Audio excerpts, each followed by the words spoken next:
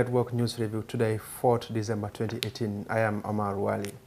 The TAF Africa Global today announced the 10 finalists for the competition that has been put aside for the young people. And we will also be talking to Coach Pasamba Jau about the Barrow meeting with the people from the West Coast region and some of the issues raised or made mention, or the statement made by President Barrow at State House. And but before all that, we also bring in an interview we had with the former Chief of Staff of the Gambia Armed Forces, Colonel Baboucarr Jatta. But before all that, I will start with the papers. And Barrow vows to surpass Jammeh Jawara achievements. That is, the President Adama Barrow has told visiting West Coast region sympathizers that his chance of seeking for re-election will depend on the achievements of his administration. President Barrow was addressing thousands of West Coast region residents who stormed State House to show solidarity with the Gambian leader. And President Barrow, who spoke on the much talk about the suspicion that he may now be thinking of seeking for a second time in office. Though the president did not specifically state he will seek for a re-election, but he did not also rule it out.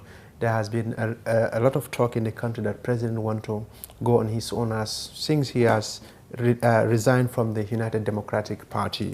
But the president said, and I quote, "I believe any prospect of me seeking for a second term will depend on what I am able to achieve, and that will judge me decision."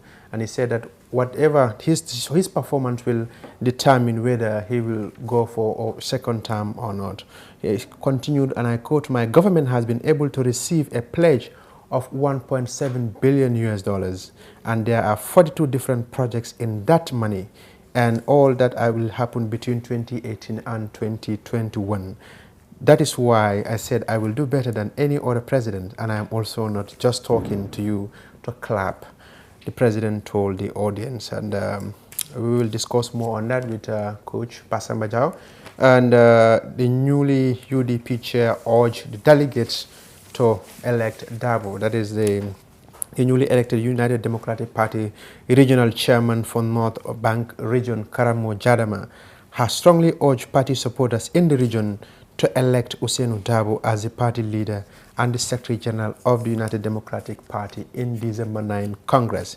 Jadama further advised that delegates to the Congress not to allow any member of the UDP to oppose Ousainou Darboe, adding that Darboe should be elected unopposed, and that is the stand of the delegates from the North Bank region. Shopkeeper commit suicide, that is in Sukuta, and one Abdurrahman Kante, a teenager shopkeeper in Sukuta, resident in Manjai, Mariama Kunda, has taken his own life. The Standard can confirm. A source said the body was discovered in the early hours of Sunday when a regular bread supplier found him hanging from the roof of his shop. The incident shocked the neighbors and regular customers of his who said they did not notice any strange behavior about him. The police spokesperson ASP Lamin Jai confirmed the incident, adding that the body was recovered, but the investigation into the incident are still ongoing. And politician CSO speaks on the New Gambia. That is the representative from the United Democratic Party, the Gambia Moral Congress, the former APRC party. The CSO Saturday converged at the University of the Gambia to brainstorm on the New Gambia as well discuss the way forward. The forum was organized to commemorate the December 1st, 2016 presidential election, dubbed the National Democracy Day. The leader of the Gambia Moral Congress, Mai Fati, told the audience that the country's second fight for independence was the fight against the 22-year dictatorial rule under the former president Yahya Jammeh. And Gambia host food crisis prevention seminar, a forum of some 300 participants from all Sahelian and West African countries and development partners discussing food crisis in two regions have commenced in Banjul yesterday. And the Gambia government declared a status of food insecurity, and this year's flagship event focused on food nutrition issues in West Africa and the Sahel region. And on this Point newspaper, the former SG, Jammeh was the most flamboyant president. That is the former Secretary General, the head of Civil Service, and the minister responsible for presidential affairs. That is Mohamedou Sabali. has described former President Yahya Jammeh as perhaps the most flamboyant president. Mr. Sabally, who was one time a presidential affairs minister in Jammeh's government, was speaking in an exclusive interview after the public discussion at the press release of the Gambia Afrobarometer Round 7 findings on Friday, where he served as a panelist. And Sabally said corruption has been menaced in the country since the inception in 1965 or in the independence. He said Jammeh's reason for toppling Jawara in 1994 was because of corrupt practices, and he became worse in embracing the act and condemn of the first president and his cabinet ministers. And Jammeh, Sabally went on, was very flamboyant. I mean, he used to enjoy himself with lots of expensive cars. You know, all these parties he was doing. It was said within the context like we are talking about corruption, and I was saying corruption has been here for 52 years, said Sabally. And Sanyang mourns the reopening of fish meal factory. That is the coastal community of Sanyang is mourning the reopening of a Nasal fishing mill factory barely 6 months after it was officially closed down by the authorities. And according to the point, the community said they fear the industrial operation of the factory as it lays down its waste pipe into the sea. The owned by Mauritanian businessman tycoon Nassim was officially shut down on the 30th of June 2018 by the government after a peaceful protest by the communities who accused the company of disposing toxic chemicals waste on their agricultural lands, as well as releasing uncontrolled industrial smoke filled with bad odor. And a Gambian dies in fire at migrant camp, that is in San Fernando, December 3rd, 2018. 18-year-old Gambian migrant died in a fire that broke out Saturday night in San Fernando migrant camp in the southern Gayago-Turo plains, where hundreds of migrants currently live. And Kudang, the farmers want more rights to kill hippopotamus. That is, as the public consultation of the Constitutional Review Commission gathers momentum in Central River region. The community of Kudang in the Nyamina East District has said that the wildlife laws should be critically reviewed to allow farmers to kill hippos that are on rampage on their rice fields. The Central River region the CRC officials are currently touring the length and the breadth of the country in order to engage Gambians as to what they want in the new constitution that is to be drafted. And the CRC is tasked by the Constitutional Review Commission Act 2017 to review the 1997 Constitution and to draft a constitution and prepare a report about it. And that is on the Point newspaper. I will, on The Voice is also talking about slavery must end in Sarahule societies. A US-based Gambian activist, that is a US-based Gambian activist, Basamba Jolly Drame, has told The Voice newspaper that despite all insults ranted on him and fellow Sarahule rights activists, they will not relent until slavery seen to be ended in both words and actions among Sarahule societies. Speaking from his base in the United States, where he confirmed giving President Barrow a lengthy lecture urging him to intervene in quelling the heightened caste tension gripping the Sarahule communities along the country. You may remember there was some people were prevented from performing a Friday prayers in Diabogo in the rural part of the Gambia, and Colonel Kausu Sanyang discharged from the Gambia Armed Forces. And the Gambia Armed Forces also is reporting that Colonel Kausu Sanyang, the former Director of Training and Doctrine at the Gambia Armed Forces, has been discharged from the army. According to the spokesperson, Lieutenant Colonel Omar Bojang, Sanyang was a commandant of the Gambia Armed Forces Training School, but was later transferred to the Army's headquarters as Director of Training and Doctrine. He also served as Director of Missions. Sanyang Gav said Sanyang has illustrated careers in the military and wish him well in his further endeavors.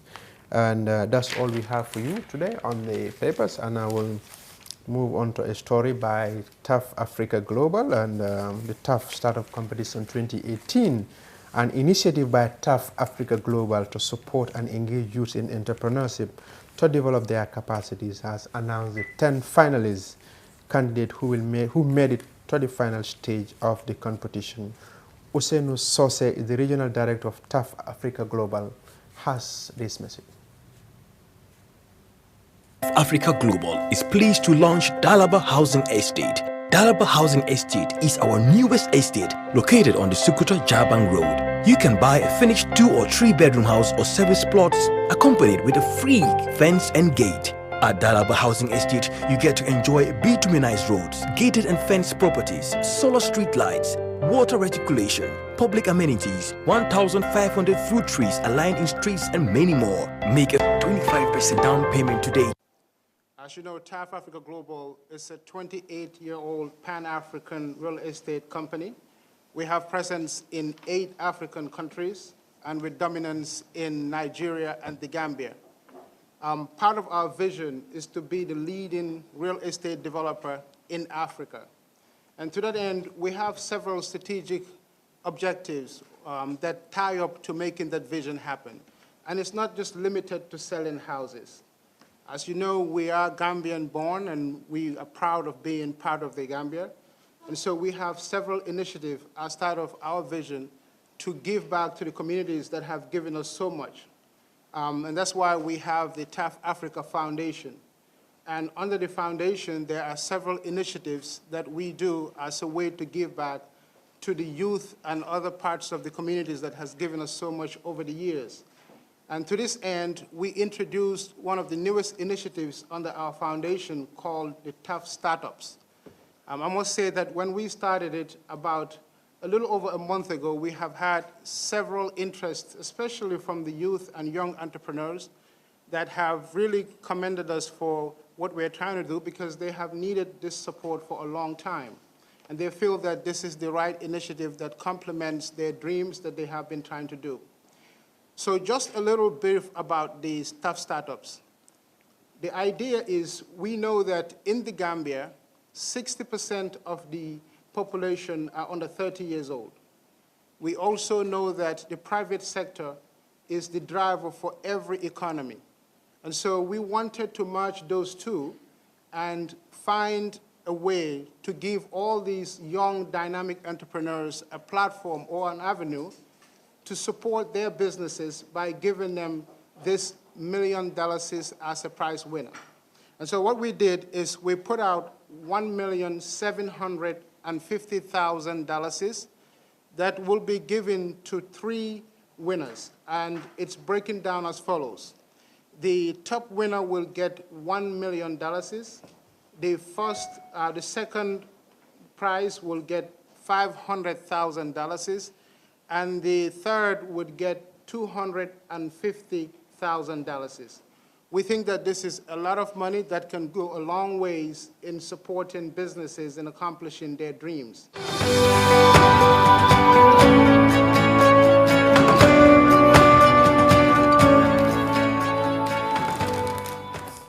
That was Ousseynou Sosé of TAF Africa Global announcing that the first winner of the startup will receive $1 million, and the second one will receive $500,000, and the third one will receive $250,000. And that's the information from the TAF Africa Global.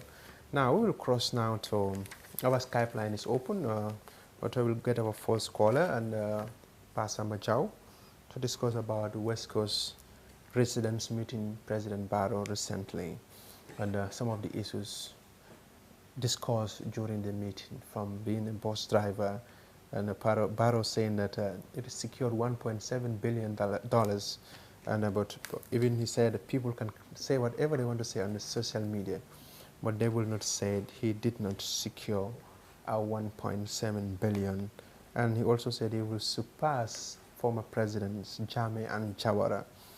And another thing that raised another debate has to do with economic, about his statement that Jammeh had ordered like the NIA, the police, but he said there is economic in the country.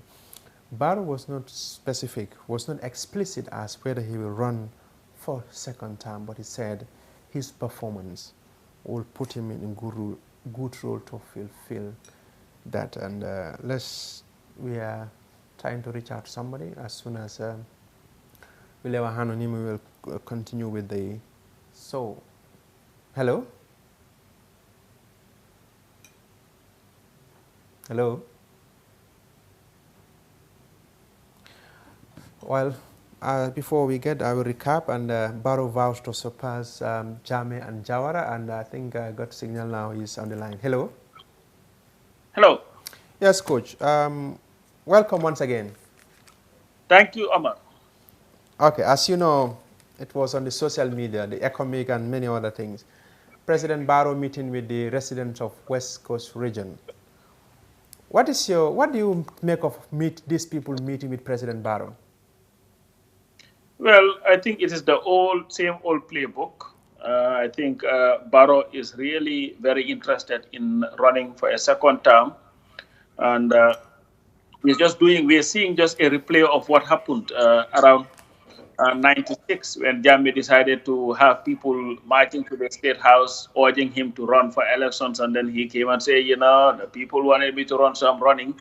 So it's the same old playbook, and it is sad. But again, I think this would not have happened if everybody had agreed to ensure that Barrow would not serve no more than 3 years. But when people started urging him on, and I think the biggest mistake that was made by Mr. Dabo, Usainu Dabo, was his assertion that if Barrow were to be forced to step down after 3 years, he would go to court. And Barrow took that literally.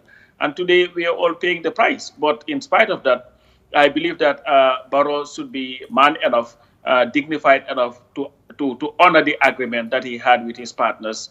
And then if he had done that, maybe great. But again, today what we have is somebody who is now really drunk with power and wants to stay on for as long as possible.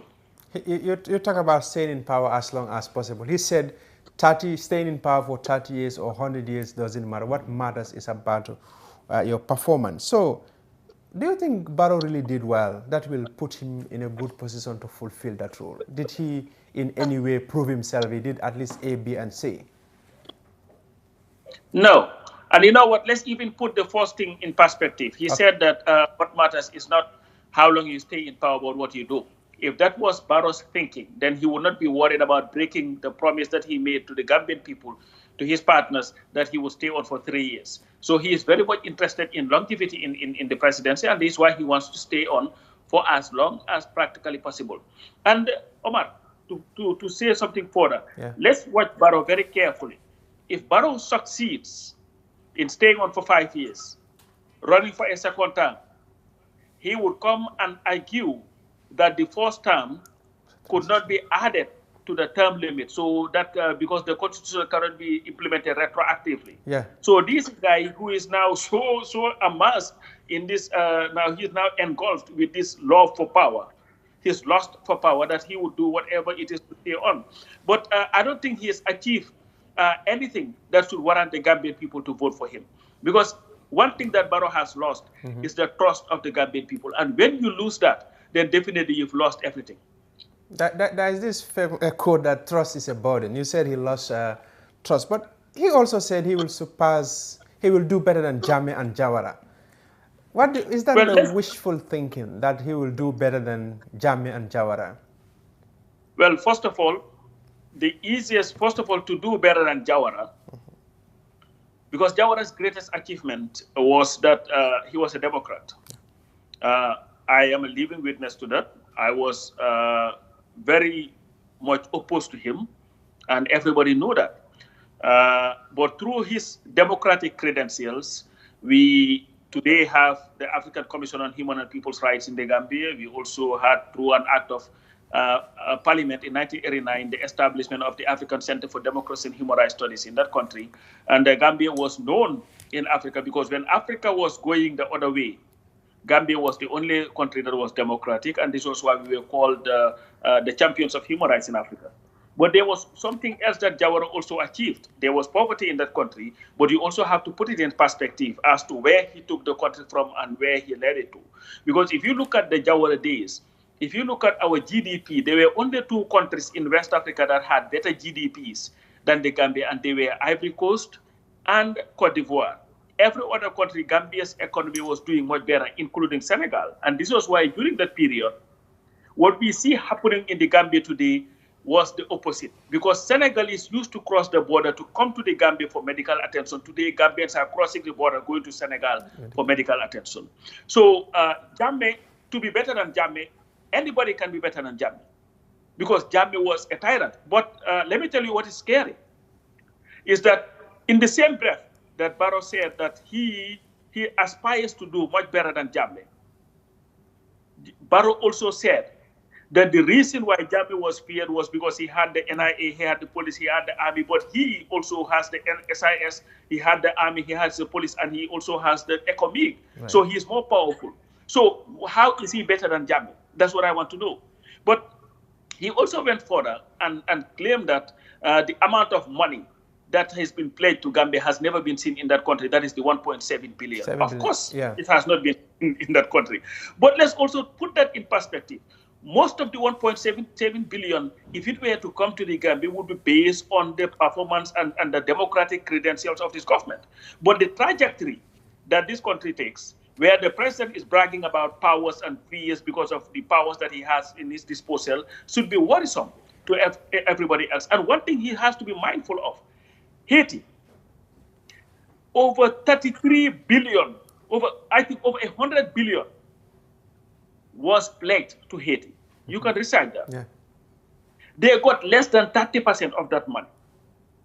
Pledge is one thing, getting is another thing. Yeah. But I think if I were President Barrow, Omar, my focus would be, how do I better the lives of the Gambian people so that I would leave a legacy that would be celebrated, rather than worrying about how do I further perpetuate myself in power, sit here for as long as possible so that I be president with the powers and everything that comes with it. So to me, I think that he's saying one thing, but his actions are proving otherwise. What is your definition of development? I think this might sound so silly to you, but in Africa, and where you have leadership like this, we'll always say like, I will build roads and schools. Is that a development, or is the building of mind? Because you're talking about you will surpass Jammeh and Jawara, but wasted almost 2 years on consolidating power and blaming Jammeh for economic whatever, plundering the economy and so on. Okay, development, thank you very much for that question. If development was based on infrastructural buildings, then well, Gambia, we've seen a lot of infrastructural development over Jammeh's period in there. We've seen that. We were in the Gambia, we left the Gambia, you came back, you see all these buildings going, some of them are accidental development, just like we have an accidental president. I just had to say that. But did that better the lives of the Gambian people? The Gambian people still live in abject poverty. They live on less than $2 a day in that country. You go to the Gambia, you live in the Gambia, Omar. I was there in December, last December, January. I'll be there again in a few weeks. And you see the amount of people in the streets as beggars, begging for food. What is development? If you have a beautiful hospital and yet you cannot treat the most minor diseases in that country, that is not development. Your schools are not producing results that would better the lives of the people, that's not development. Your youth are still living in hopelessness, that's not development. Development is providing an environment where the people's lives will be better, where they would live a dignified life, where they will be able to provide for themselves, where the basic necessities of a country will be provided. But the Gambia that we live today, Barrow has been in office for close to 2 years now. What we have now is a country where there is irregular water supply, what is supposed to be very basic in a country that is just twice the size of Delaware, a small country. Yeah. A country where the farmers are poorer than anybody else, even though they work harder than anybody else. Today, they cannot even sell their crops. Or if they sell it, it means anything to them. That is not development. You look at the roads that we have. They talk about the roads. Yes, we make nice, beautiful roads for people to drive on. But you go in the inner country or go to some of these streets, there are no paved ways. People are still the dust that they live in. The life expectancy of Gambians is shorter than it was ever before. So you cannot claim development just because you're proposing to build a bridge or a conference center on all that when the lives of the Gambian people have not improved. That country cannot claim to be developed. So Gambia is yet to be developed, even though every Gambian today owes over $20,000 as debt. because of all these governments have been doing for the past 53 years, was Jammeh, and now this Barrow government is doing the same thing, is loans upon loans upon loans upon loans and loans that are not doing anything to advance the lives of the Gambian people, to better the life of the Gambian people. So to me, we are yet to be developed because we are not putting our money into the productive sectors of the economy where it will benefit the Gambian people. Should leaders brag of saying, I build this, I build that, when they were voted to do those things, and others will, like Barrow will say, democracy and so on under my government? Was that not a collective effort, not an individual one? You see, when you lose sight of how you came to power and what your role is, then you engage in some of these frivolous things. I bring democracy, I build the road and all that. First of all, democracy cannot be brought by one person. Democracy in the Gambia was brought by the Gambians when they went to the polls and voted for a new dispensation and made it a duty that nobody is going to take that away from them. No Gambian goes to Barrow and asking for permission to speak. No Gambian is scared anymore to speak their mind, because if Barrow had it his way, no Gambian would be speaking. You know why I said that? Yeah. Because the very fact that Barrow had gone to the extent of telling people, reminding people, that people feared Yahya Jammeh because he had the army, he had the NIA, and he had the police, tells you what his thinking is. Because the fear that Barrow is talking about is the fear of Gambians to come out in the open and denounce their government. This was why when you called in the Gambia and want to speak to somebody, you mentioned Yahya Jammeh, hey, yeah. So meaning that Barrow is not comfortable with our democracy. See, he could not have brought it. Democracy in the Gambia was brought by Gambians. Democracy in the Gambia is being practiced by Gambians irrespective of Barrow. So whosoever might have become president, even if you were Yahya Jammeh, like I said before the elections, what I saw, anybody I said that in spite of the results, Gambia had changed forever. Gambians were ready to take back their rights and were ready to exercise their rights irrespective of who the president is. And I think Barrow would do himself a great service if he sits back, dial back. He needs to go on Facebook undercover, watch the videos of your campaigns, what people were saying, what the inspiration that people had because of the coalition, what they were expecting from your government, and then ask yourself honestly, am I living up to the expectation of the Gambian people? Imagine, and if he's honest, then he would believe that he is not. Imagine Barrow did well if he just fulfilled some of the needs of Gambian people, and it has been rated that he did well. Do you think it was he can go for second time, or now that he has decided to go on his own and put down agenda and is working on his own, what do you think will put Barrow in a good role to be next time president? This question keep on popping up, but do you think whatever he did or do or does, whatever you call it, Barrow can run for presidency next time and win the election? I am of the firm belief, two things. I believe 100% that he should not serve beyond 3 years because that was agreed, and he should not serve for 2 terms. So for you, even if he builds whatever you call it, he's supposed to just serve the transition. But let me tell you one thing that is a lot more beneficial in his legacy than even if he were to turn the Gambia into the Dubai of West Africa. Yeah.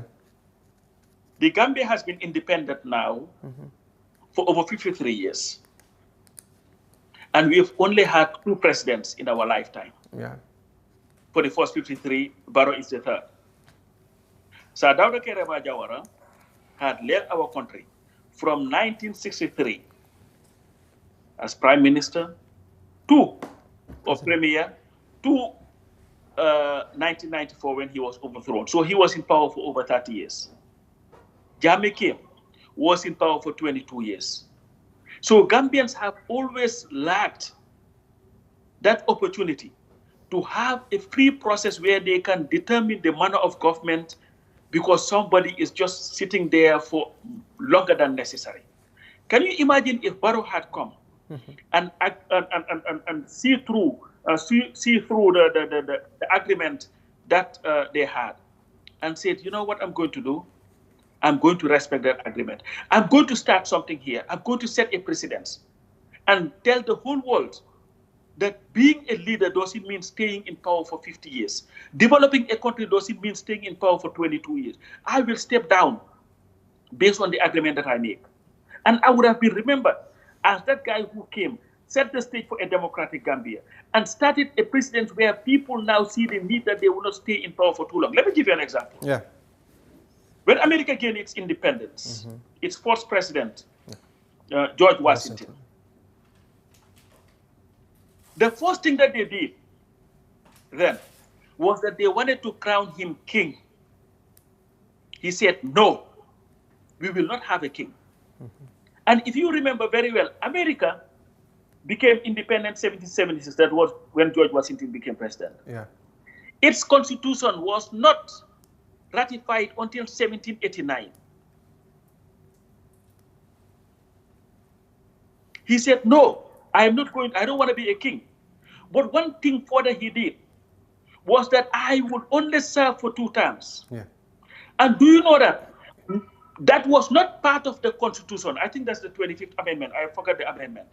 It was not part of the Constitution until after, I think it was Truman or one of the Roosevelt who served for three terms. Yeah. That was when they decided, you know what, we'll now have this in our Constitution. So from 1776 to around 1940 something, no president has served for more than 2 terms, and there was no language in the American Constitution that said that you could not. But Washington had set that precedence that every president that came, you win second term, you're serving for 2 terms, you're gone. Until one person served for 3 terms. And I think this was during the Second World War when everything was going crazy. Then America said, you know what, we love this idea of serving 2 terms, so we are going to have that in our Constitution. Today, Washington, who could have been a king, and his offerings would have been king, this queen, that princess, that, refused to do that. Today, he is remembered for that legacy that he left behind. And this is something that Barrow can also do. He would be remembered and respected for that. And guess what? He would live a life, like I have said, Omar, so many times, that Barrow has an opportunity that very few African leaders have ever had. You see, the reason why Nelson Mandela was respected, Nelson Mandela could have gone easily for a second term, a third term, or whatever. He served 1 term and went home. Whatever mistakes Mandela made during his rule, and there were many, he was criticized by Desmond Tutu and all these things because they believed that there was corruption and all these things. But everything was forgiven because he knew when to walk away. Now imagine if Barrow can do that. Because Barrow's chance is taking a country from dictatorship, a country that has, for 53 years, has known only 2 leaders, and bring about a system where you are telling the Gambian people, you don't need to be president for more than 5 years or 3 years to be relevant. I am stepping away. I am going back to my life. And guess what would have happened? Anywhere there is a crisis in the world, because of what would be in the minds of the people, this was the guy who led the Gambia to their defeat of a tyrant, went through an impasse that brought the international community to their support. There is something that he knows. Anywhere there is a conflict in this world, the United Nations, the AU, the ECOWAS, you name it, will be coming to him and say, you know what, we want you to head this delegation, to go to a country to try to solve a problem. He would be invited by universities to be giving lectures everywhere. He would have won the Mo Ibrahim's award, which is, I think, about $5 million, and then every year you get, I don't know how many hundreds of thousands of dollars or whatever. That is plenty of money. But why is it difficult for African leaders to honor their award or keep their words? Some will say, like Charles Taylor did. He told Liberians, I kill your mother, I kill your father. I will do something better for you. When he took over, they asked him, he said his words are not Bibles, like it happens in other parts of the country. Why is it difficult for people to keep their words? You see, anybody who does that lacks integrity and dignity. People, your word should be your bound. You must be guided by the principle of respecting yourself, being a person of dignity, and being a person of integrity.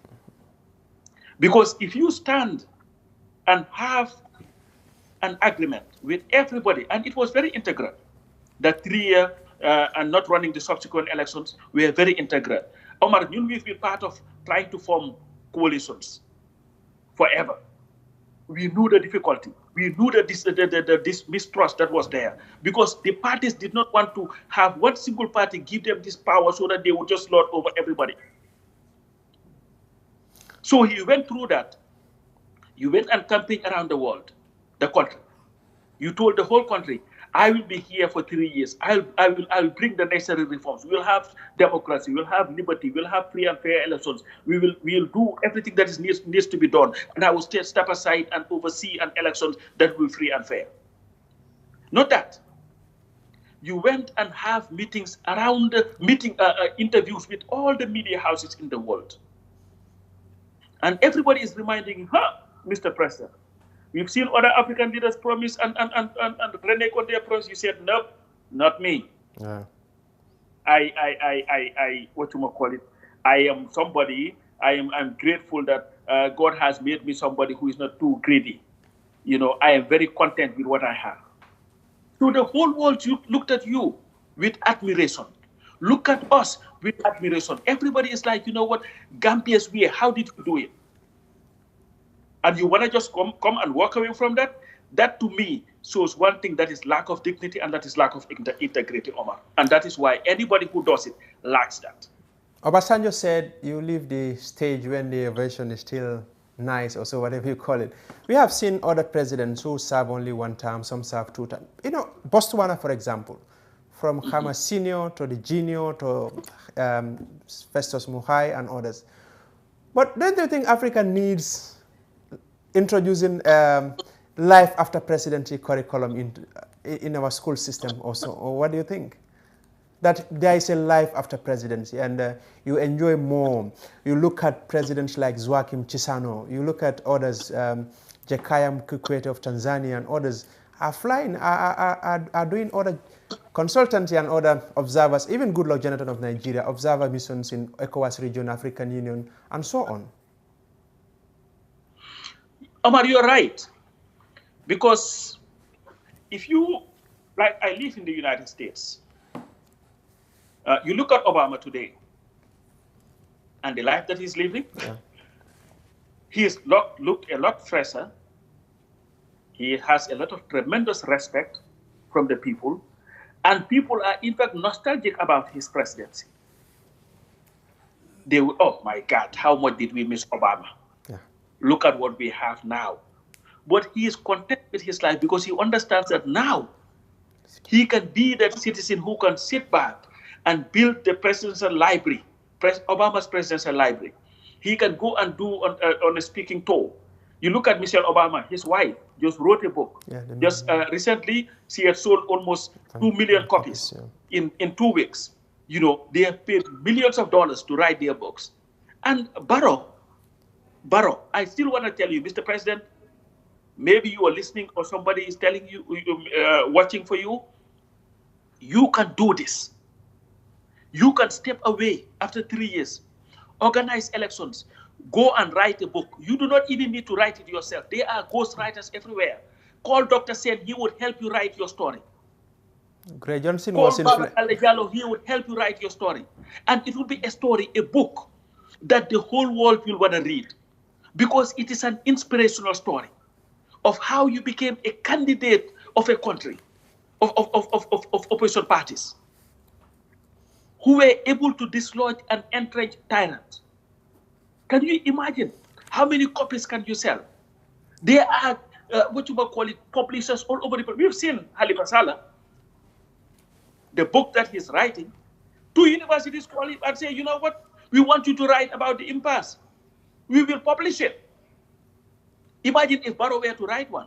Yeah. It will be published, and he can go on a speaking tour around the world. The books would be sold. He would have money, but more important, he would have left a legacy that will be celebrated. And I believe it's not too late. He needs to just dial back and realize, hey, these sitting guys and all these crazy people around me urging me on are not the solution to my legacy. My legacy is sticking to the agreement that I made with the Gambian people, with my partners, Americans, and then live the life after presidency. And I would enjoy it very well. You talked about legacy of Obama, Americans, but Americans also always remember the toxic legacy of Woodrow Wilson. You remember him? Who? Woodrow Wilson. The toxic legacy of, I read an article in 2015 by the New York Times.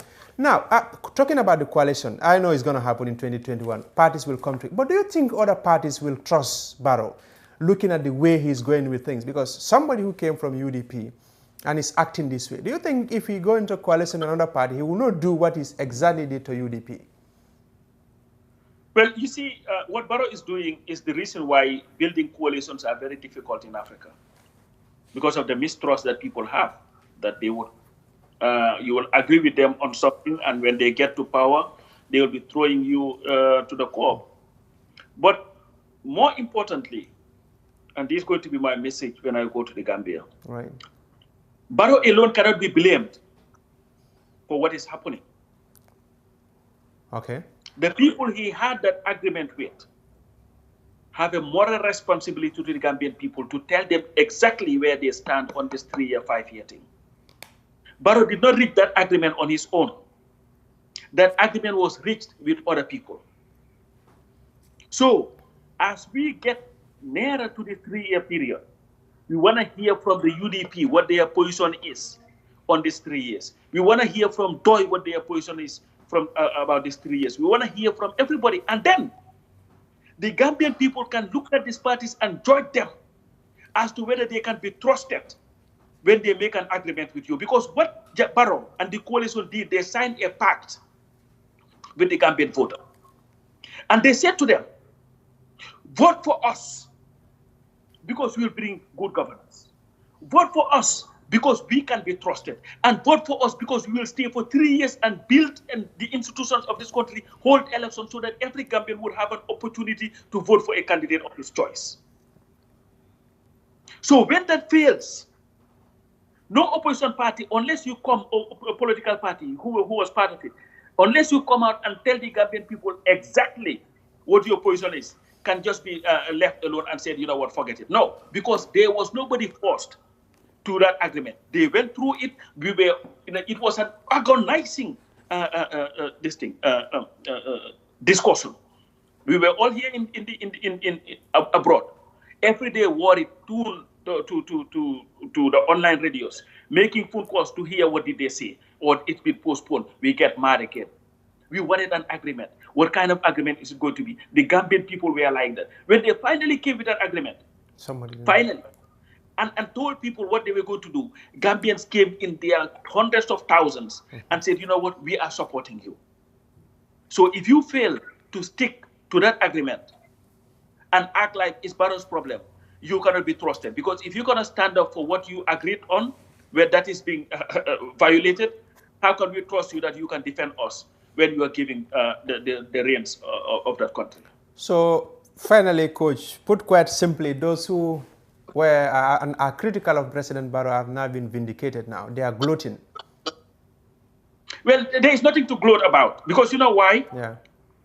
If it was a soccer game, Man U versus Arsenal, you can gloat. So you're not gloating. No, but some people, I know some people will be gloating. Yeah, well, but like I tell people, I would not want them to gloat. Okay. You know why? Yeah. Because this is a very consequential thing. Okay. There is nothing nicer than to sit there and say, you know, we told you so. There was a time when Pastor Sambajo was a hypocrite because he was criticizing Barrow.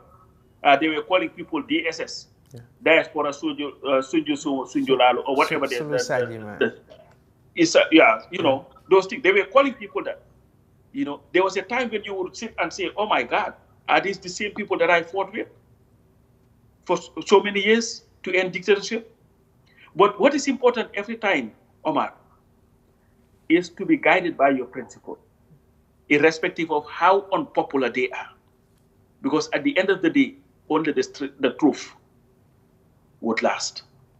So there is nothing to gloat about, Okay. because of what is happening in our country has serious consequences.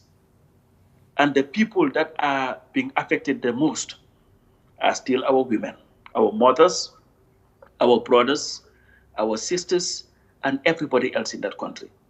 The Gambia has, Barrow is missing a great opportunity, to the extent that Gambian people are saying the unthinkable, which is very annoying when you hear it. Oh my God. Definitely Jammeh was even better than this guy. Can you imagine how horrible that is to in fact hear that coming from the Gambians? So that's why there's nothing to gloat about, but let's roll our sleeves and remind this government of what is at stake.